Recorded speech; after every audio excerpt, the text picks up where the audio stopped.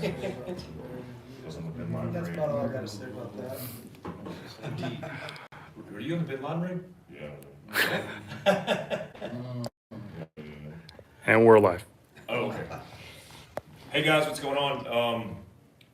Awkwardly, I'll let it kind of spool up because we'll get some people in the room. How many people we got right now, John? 50. Oh, already? Let me know when we got 5,000. Start to answer questions. What we got now? 46. Really? We lost 4 people because of that? Nice job. I'm starting. I don't care. I'm starting. Because we're going to upload this as well. So if you're tuning in live and you don't have the attention, you have the attention deficit disorder like many of our guys, come back and you could actually see this and preview it. 100. Oh, money. We're right where we need to be. Yeah. Guys, I got GBRS in the house, DJ Cole, and John Stryker Meyer, a MACV-SOG guy from Vietnam. Like he's from Vietnam. So, 2 Green Berets, 2 Navy SEALs. We're doing an event tonight at Fieldcraft Survival HQ, and I wanted to take advantage of the time that we had and give it a bonus to you guys because you subscribe. If you're on here now, you probably get a notification, which is awesome. But I wanted to talk to these guys and give you a little bonus footage behind the scenes before we walk into the event. I'm going to start off with DJ and Cole. And DJ, give me a quick sum up of you guys' military experience for people who are just tuning in and don't know who you are. Did just shy of 17 years in the Navy. I got medically retired in August of 2019. Started at SEAL Team 10, did 3 deployments to Iraq, screened, got selected for development group, and did my, about almost a decade there. 9 years and some change. Cold career basically mirrors mine exactly. He just went to a different squadron when we transitioned over. But other than that, medically retired, almost 18 years. Yep. We've been together since buds and started SEAL Team 10, same deployment, same Really? schedule. Literally shadows. Whoa. And he grew up in Virginia Beach, and so did I, about 15 miles away from each other. Never knew each other. His uncle's a SEAL. My dad was a SEAL. Never knew each other. Together on the East Coast. Yep, he's been the best man twice for me. Have you confirmed your biological parents are? We've brought that question up a couple of times. It's crazy. So you guys have been best friends since you've been on the teams, Buds. Since in buds, and then went through the whole process together. Who got to Dam Neck first? Same. Together. Yeah, we're in the same Oh. class. Oh, yeah. And Hey, so me and him, we What? finished our second deployment. We were supposed to go to Green Team right then, and because we were so young, they talked us into doing a 3rd pump, and we sold it as a package deal. I'll stay if you stay. If you go, I'm going, and everybody knew it. So when we went through Green Team, I mean, like we were roommates the entire way through, like, and then when they split us, I remember we were sitting in class, that's not we were part like, of what the deal. We were like, what is this? What? No. That's not allowed. Oh no, dude, I was pissed, dude. I was not happy. So then you guys actually did a decade in different squadrons, and that's hard because you likely didn't see each other Yeah. because you rotate opposite It rotations. was fun. I got to put him through tandem bundle. Mm-hmm. Awesome. Yeah, he's one of my instructors. Really? Yeah. Is that right? Oh, he's a smart ass. That's crazy. Yeah, we actually, with Black Rebel Coffee, very soon, DJ and Cole, GBRS, the company, is running the train up for Black Rebel Coffee for free fall, integrated with, the Trevor Thompsons of the world, who are gurus when it comes to free falling, base jumping, and everything, skydiving. But we have a plan to kind of do this, operate the outdoors and do some epic content in the future. But I'm excited about that because we'll be giving you that content at the end of the month. And the two best dudes to do it: tandem bundle, tethered bundle, advanced free fall. That's like the best in the world. I mean, you got, how many jumps you got? 3,800. 3,800. What about you, Cole? Just over 3. Just over 3. Yeah, I have like 500 jumps, and I suck horribly. So these guys are gonna square us away. You guys own GBRS. You operate out of Virginia Beach, and I heard a rumor that you guys were moving to Utah, which is awesome, man. We're excited.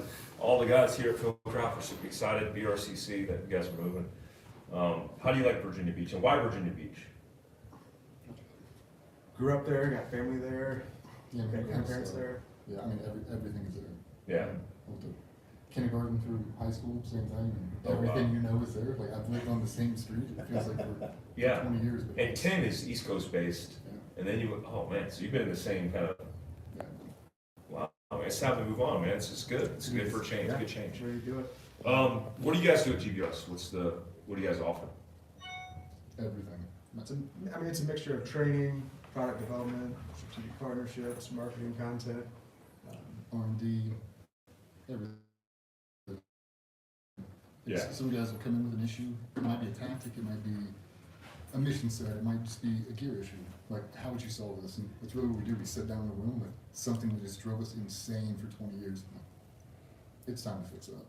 Yeah. Someone will come in, it's a pressure pad issue or a placement issue, and we'll just sit there and we'll help them navigate it. You guys have a membership thing on Patreon as well, right? Because you got, I know you guys do a lot of content, but education is, you're super keen on educating people, and you've hosted on Patreon. Is that like a membership thing? Like you can get on there, you pay a subscription, and then you get to access it? How does that work? Yeah, we have 3 different tiered memberships.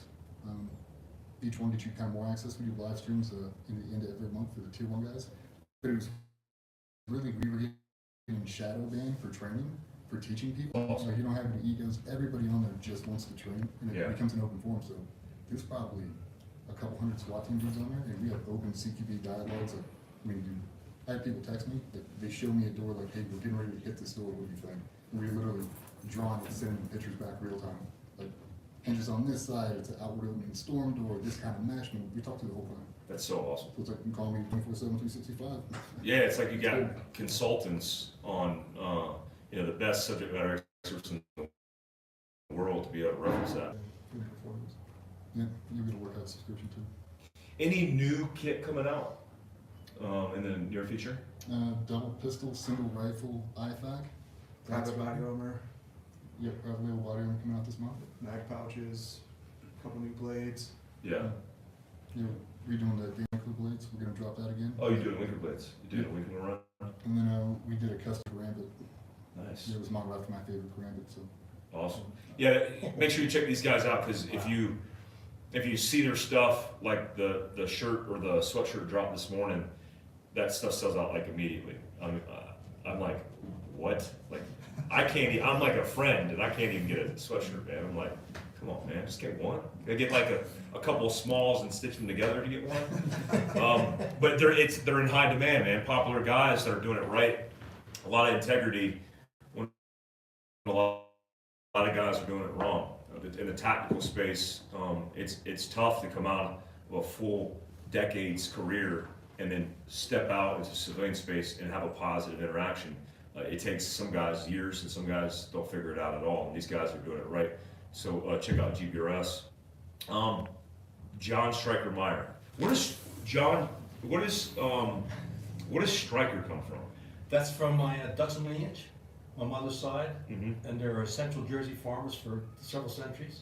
Yeah. Farmers and carpenters, and Is that a surname? Is it my mom's maiden name. so cool? Stryker. Yes, we had, and of course, not John Stryker from Marine Corps fame, or Yeah. Iwo Jima or anything. It's just Dutch farmers and carpenters for a couple of centuries there. That's She so came awesome. to Trenton, New Jersey as a church organist. My dad was a city slicker. He joined the choir right away, and the rest is history. Tell us how you, why did you join the Army? And then how did you get into Special Forces? Well, it's a little bit embarrassing. It took me 2 years to flunk out of college. So I flunked out of college in '66. Back then we had the draft, and so we knew that I'd be getting drafted. And that summer I worked at Yosemite National Forest, read the book, The Green Berets. By Robin, or not Robin Moore? No, Robin Or Moore. Robin Moore, Oh, yeah. yes, sir. Yeah. And so I said, if I go and if I could qualify for these guys, I'm a city slicker. I need more than basic and AIT. Yeah. And so listed airborne unassigned. During AIT, the recruiter comes out, passed all the tests. And the recruiter at the end, saved me for the last guy. He tells me about it, and he says, Meyer, you're lucky. We lowered the standards. Really? Yeah. So I went through 7 months of training, commo, a little extra training after that, earned a beret, went to Vietnam, reported in April of '68, and then we had 3 weeks of in-country training. At the end of that, a little sergeant comes out, we're looking for volunteers. And for what, sir, can't say, either you're in or you're out. This is in Vietnam. In Vietnam, in the Triangle, at the Special Forces Group headquarters. We volunteered. 2 days later, we did a top secret briefing, signed the NDA for 20 years. And I was And the welcome Studies to and Secret Observation War. Group, yeah. Yes, sir. Welcome to MACV-SOG.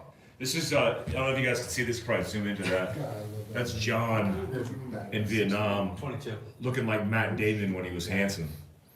Matt Damon's all washed up now. Well, you guys, 3,000 Um, jobs. Jesus. So, when you went Special Forces, you were a commo guy, Correct. which is one of the best MOSs for reconnaissance, right? Like to be that guy that's got the radio in your back. That's your lifeline of reconnaissance. But don't forget the training we have for Morse code, we never used it once we were in country. Yeah. Because we're running recon, everything was Fox Mike, and then we had the ERC-10 for emergency ultra frequency that we had the beacon, if we were in trouble, there had a beeper that went out, and the Air Force and the Navy would be tuned into that frequency. That'll help me ground some little help from TAC Air. Wow. Yeah, TAC Air was a big thing that we talked about because it was like your lifeline. Close air support was literally how you saved your team's lives in your 2 trips to 2 trips, yes, sir. 2 tours, a total of 19 months. 19 months of combat. Thank You know, I got 5 years in combat according to the hashtags, or not hashtags. I say that? You said it. Hash marks. Jesus. Weird. Some emoji. I'm officially a civilian. I think I'm literally, I just graduated. You must have got hit earlier today. I know, I took one in the mouth. The hash marks are 6 month hash marks, and I often reflect about a career and like the time spent overseas and in combat. 19 months in MACV-SOG is like 100 years in combat. Was so very low. The highest attrition of guys being killed and captured in combat, wounded, and also valorous awards, like the highest amount of valorous awards. All those statistics, good or bad, MACV-SOG was leading the way because they were at the tip of the spear. You guys are doing cross border operations that under a 20-year NDA you couldn't talk about, Right. and you can talk about now, obviously. Into Cambodia and Laos. Yes, sir. In North Vietnam for down pilots. Occasionally we go for that. Yeah. And like my welcome to FOB-1 was May 68. Came in, got the helicopter, recon team, went on Spike Team Idaho, disappeared. The 2 Americans are still amongst the 50 Green Berets. They're still missing in action today from the Secret War in Vietnam. Are Plus 83 aviators that died supporting teams on the ground during the Secret War. So 50 MACV-SOG guys, Green Berets, are Green MIA Berets. Yes, sir. from Today. SOG. Yep. And then you throw in at least 83 aviators from helicopter gunships, A1, the Sky Raiders. Before, we didn't have A10s like you guys did. But the Sky Raider could stay on station a long time. Yeah. Had everything from CBU, napalm, which did you get a little napalm from? No. Just crispy crispy. And this isn't including the Montagnard or South Vietnamese pilots that flew the King Bees that were special operations asset that Right. you guys used, right? Right, we had the 219 Special Operations Squadron, which is the South Vietnamese Air Force. They flew the old H-34 Sikorsky. Had the B-17 engines in them, and but they were fierce. They were, I'm alive today thanks to them. The South Vietnamese are my team, the close air support. Wow. Those guys, how many of those guys died? There's never been a full counting for how many King Bees. But it's a lot. Oh, yes, sir. Yeah, it's a lot. What do you think happened? Do you think they were killed and just never recovered, or do you think they were Well, captured and a lot killed of times they crashed and burned, and when those old Sikorsky's crashed, the magnesium would just catch on fire. In fact, we had a King Bee pilot who dropped the team off, and on extraction got hit with anti-aircraft fire, and hit the fuel cell, and the fuel cell ignited a fire that came up, and the Sikorsky's had the pilots up top, and down below was the passenger area. Well, the fire came up, was burning his leg and his body, and he could have landed, but he would have landed with the NVA. He flew over a mountain while on fire, crash landed, couldn't get out. He had to use his elbow to get out because all his fingers and things, the skin had burned off. They eventually take off both hands. Wow. He And, survived. Did he survive? He did. Captain On probably lives today in San Jose with his hopes that produce 1 pack of cigarettes a day. Wow. Wow. Goals. Yes. Goals there. What a story. So in MACV-SOG, you guys heard he referenced you guys had recon teams that were named after states. Yeah. Was there 50 of them? We had, no, we had 6 FOBs in 1968. So our FOB1 used states, FOB2 used states, FOB3 it could be anything. FOB4 was snakes, I think, and then 5 and 6 were hammers, utilities like RT anvil, RT hammer, Oh, yeah. So they were all divided. And then at the end of '68, they consolidated. We had just 3: CCN up north, CCC at Contunu, and then down south. because it was ran by the CIA for a period of time in the 60s. So 60 to 64, and then there was a command decision. They formed MACV-SOG, put it together, and that we took over the cross-border operations from there. So when it was just SOG, it was CIA. When the military took it over, it became MACV-SOG. You know what? I don't know what they called it early on. It was the Military Assistance Command, MAC, MAAC. Yeah. And then when 64 came on, it was MACV-SOG, and went from 64 to 72. And it ended in 72. The whole program ended in 72. Correct. Why did it end? Part of the Vietnamization process, and the highest American involvement in the war was in '69. We had 543,000 Americans in South Vietnam. So 1 out of 10 were involved in combat. They began the Vietnamization project, which was to turn it over to the South Vietnamese. Getting So by Indige seven- involved, pulling out forces down south. And my recon team, I'm proud to say, the last 1-0 was Ken Borek, who was a young second lieutenant just out of school. And he was the 1-0 for Idaho. And then it was one of the first teams to run all Indige missions across the fence. Do Chi Kwang was the team leader. And then Ken went to another recon team, sidewinder after that. So you got to a point where you're doing foreign internal defense, where you're doing bilateral operations with them, and then you're allowing them to do indigenous unilateral ops, and you're in headquarters, or you're just monitoring the op? No, because everything was getting scaled back. So Ken went to another recon team and continued to run missions until they shut it down for running missions. All by themselves? Yes, sir. Our little people were good. In Idaho, like I said, I'm alive today thanks to them. Yeah. And when the team got wiped out, we had to rebuild it. But we were lucky. Our Vietnamese counterpart, Sal, didn't go on that mission. Our interpreter, Hep, was just a little smart ass, could speak 4 languages. We built the team around them. They recruited 4 more or 5 more South Vietnamese. 3 were 15 years old. And within a couple of months, 1 was running point for us. Stone Killer. Insane. I'm alive today thanks to them, the King B pilots and TAC Air. I want to do this because I've never done this, and I'm just review about tomorrow who you served with tonight. Right. Pat Watkins started out in the Marine Corps, wised up, served, and one of his more famous missions was the one where they had a trail watch, and one of our hottest targets at night. Tanks, trucks, personnel, they documented, took count. Near the end of it, an NVA came and says, "Your turn for guard duty." To one of his Indige. To one of our Indige. John came in, the last light, Jeep around ACAT, anti-aircraft fire. Like The a flak, Russians- yeah. It's just like World War II movies, see the ACAT up there? So the King pilot is shooting around that as he take the team out. Insane. Oh, absolutely. That wasn't my grab my balls thing. But what I was going to do is ask these guys, because they have significant combat experience, which is falling in line with our idea and understanding of stories of survival and how people survive through adversity. I want to know their scariest moment in combat in their military history, where they felt like they were going to make it. We'll start off with John.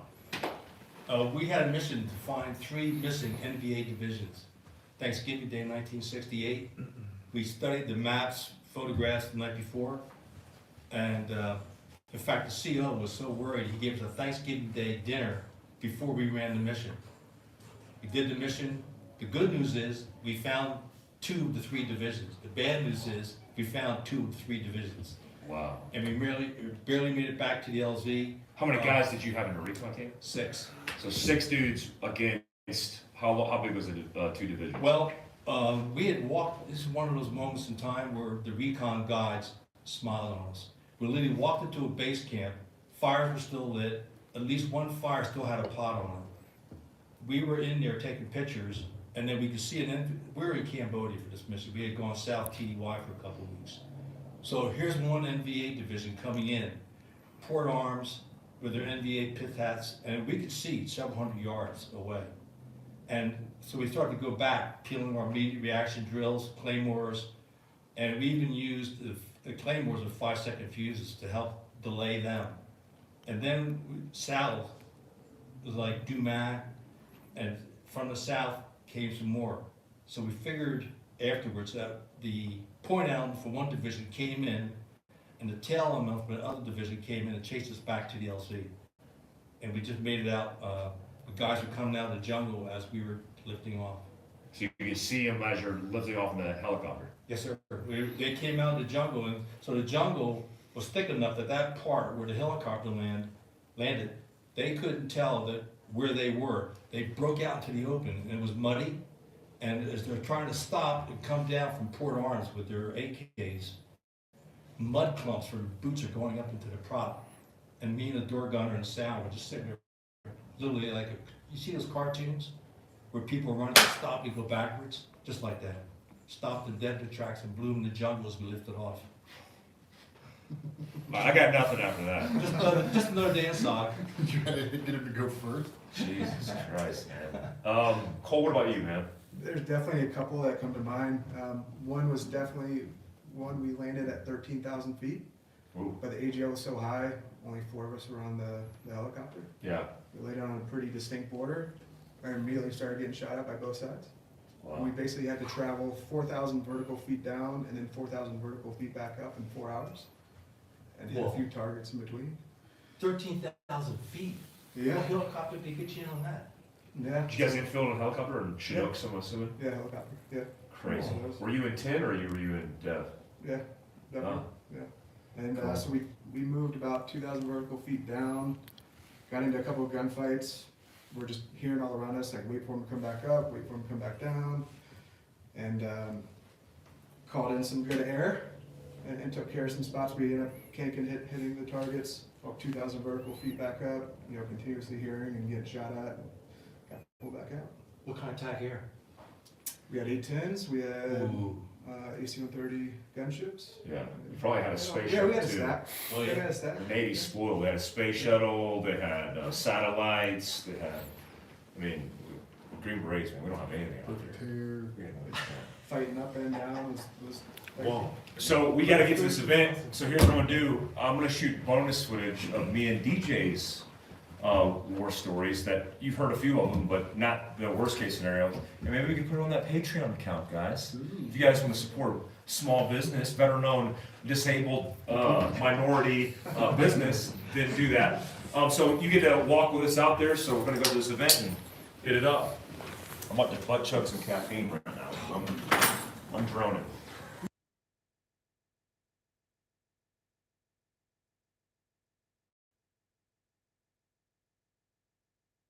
So these will be here for you. Okay, these are And mine? Tomorrow we'll work them out, Okay. okay?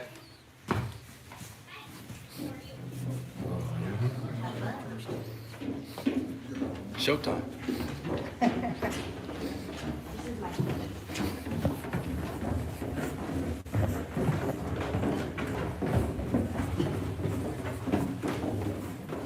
Skinny jeans are good for.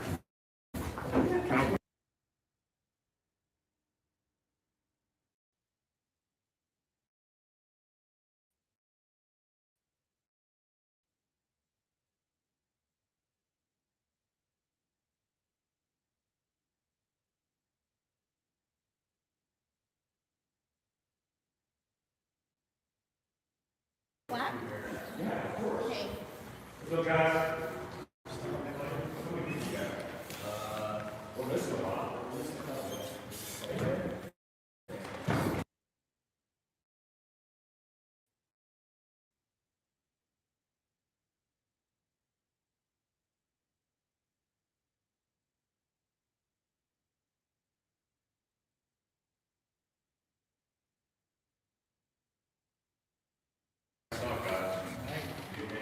Not like born and raised in Vietnam, but served in Vietnam. Yeah. Do you need me to do the mic things? You guys got it? Yeah, we got it. John, he doesn't technology too well. It's all right, man. You're worth waiting on. It's all right. Cool.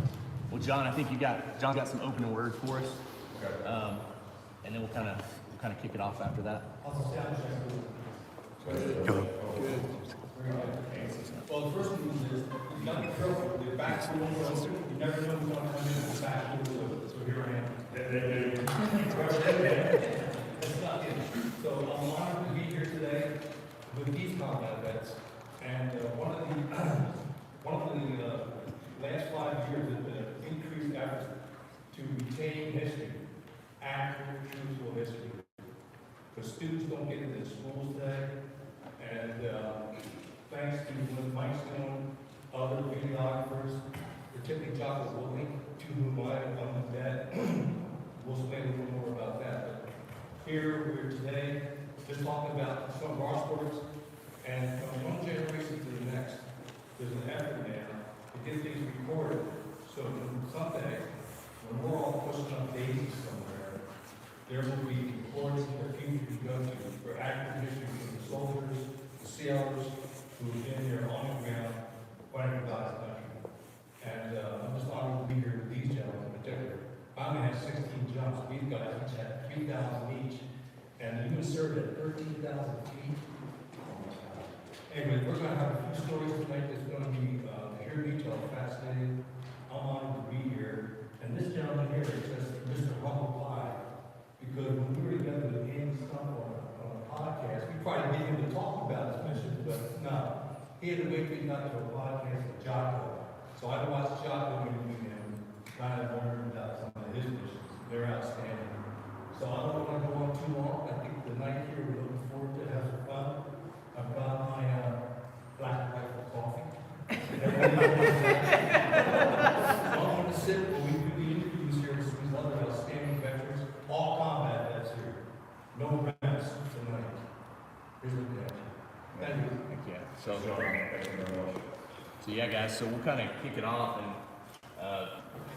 kind of excited. I'm hoping this random thing now because Julian asked me to do it so we can record the audio. So if this looks weird, that's why. But yeah, it's kind of weird. But yeah, so thanks to everybody that tuned in on the live or participating in the video. We're gonna kind of wrap that up, and you guys need to come here, be in these seats with these people next time, so you can actually see the rest of the conversation. So we appreciate you guys tuning in, and we'll see you in another live, another.